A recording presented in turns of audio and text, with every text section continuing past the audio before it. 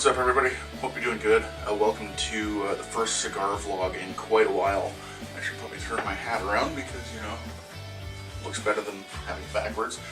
Anyway, so this is going to be a quick review of the SelectDraw, which I don't know why I just pointed at my hat. This is the SelectDraw cigar punch. Now, I did do it before I started shooting because I wanted to see if I could do this properly. The reason I say I can do it properly, or if I can do it properly, is because I haven't quite gotten used to the whole way that it punches, and it tends to blow my caps out.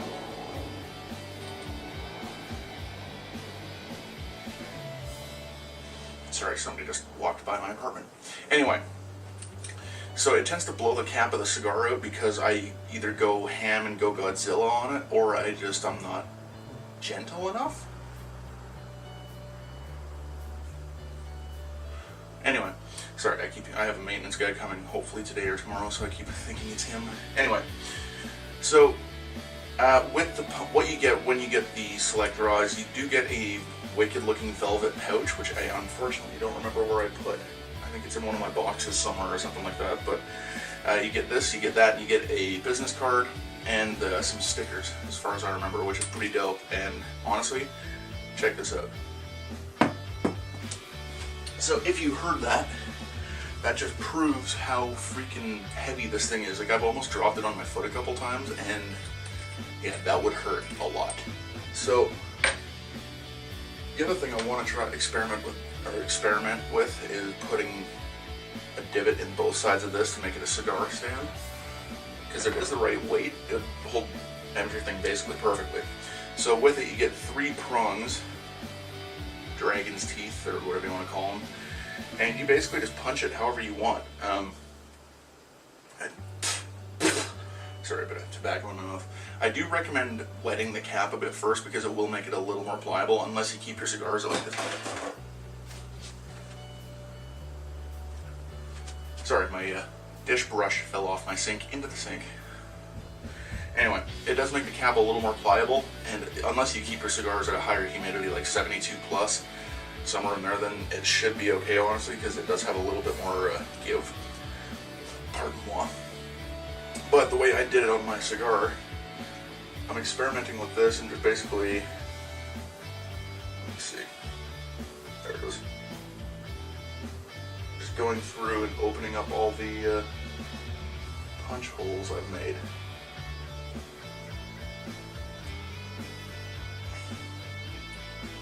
And with that, like, especially being that this one is definitely a smaller ring gauge, this is the Flor de Selva Petite Corona. Honduran buddy of mine sent it to me, so I'm like, I am not going to say no to free cigars, let's be honest. I do highly recommend working your way up to the full punch when you first punch the cigar. So this is what I did, a very rough cross, or T-shape, whatever you want to call it. Don't get offended, you're better than that. But yeah, pretty much, you just poke a hole in it. You can poke as many holes through this as you want. I know some people will actually go around the side of the cap and do it that way. I haven't gotten good enough with it that I want to try doing that yet. But the way that the smoke puffs out like this, which I also realized I just forgot my lighter and I took the band off. There it goes. So the way the smoke distributes through your mouth, even with just the simple square, is so much better than just your standard punch, because you control where the smoke is hitting. So if I rotate it a little bit from like that to that, it goes from going straight up and across to the sides and yada yada yada. So